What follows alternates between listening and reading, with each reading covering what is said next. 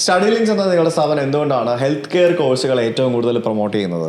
Study links actually കേവലം ഒരു education consultancy മാത്രമായിട്ടല്ല ഞങ്ങൾ പ്രൊജക്റ്റ് ചെയ്യുന്നത്. അതായത് സ്റ്റുഡൻസിന് അവരുടെ കോഴ്സ് കഴിഞ്ഞതിന് ശേഷം അവരുടെ പ്ലേസ്മെൻറ്റ് സപ്പോർട്ടും കൂടെ ഞങ്ങൾ ചെയ്യുന്നുണ്ട്.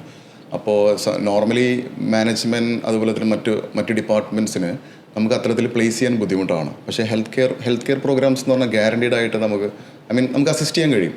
ഫോർ എക്സാമ്പിൾ ഇപ്പോൾ നഴ്സിംഗ് ആണെങ്കിലും അതുപോലെ തന്നെ മറ്റ് ഹെൽത്ത് കെയർ പ്രോഗ്രാംസ് ആണെങ്കിലും ഓരോ രാജ്യത്തെയും ലൈസൻസ്ഡ് എക്സാംസ് മാത്രം ക്ലിയർ ചെയ്താൽ മതി.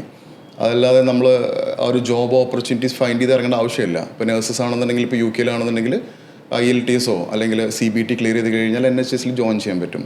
ജർമ്മനിയിലാണെങ്കിൽ ജർമ്മൻ ലാംഗ്വേജ് ക്ലിയർ ചെയ്യാൻ പറ്റും. അപ്പോൾ അത്തരത്തിലും കൂടെ ഞങ്ങൾ ഫോക്കസ് ചെയ്യുന്നുണ്ട്.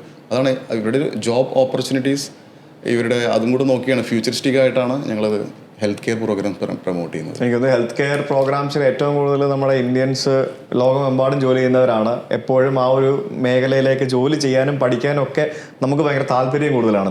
തീർച്ചയായിട്ടും ഏറ്റവും കൂടുതൽ ഇന്ത്യൻസും അതുപോലെ തന്നെ ഫിലിപ്പൈൻസ് വരെയൊക്കെയാണ് ഹെൽത്ത് കെയർ പ്രോഗ്രാംസ് ഓപ്റ്റ് ചെയ്യുന്നത്. ലോകത്ത് ഏത് രാജ്യത്ത് പോയാലും ഏത് രാഷ്ട്രീയ പോയാലും അവിടെ ഒരു മലയാളി നേഴ്സ് ഉണ്ടാവും എന്നാണ് നമ്മൾ പറയുന്നത്. മാത്രമല്ല ഇതൊരു സോഷ്യൽ കമ്മിറ്റ്മെൻറ്റും കൂടിയാണല്ലോ ഹെൽത്ത് കെയർ പ്രോഗ്രാംസ്. ഓക്കെ. അതുകൊണ്ട് തന്നെ സ്റ്റുഡൻസിന് പെട്ടെന്ന് ജോബ് ഫൈൻഡ് ചെയ്ത് ജോയിൻ ചെയ്യാൻ സാധിക്കും.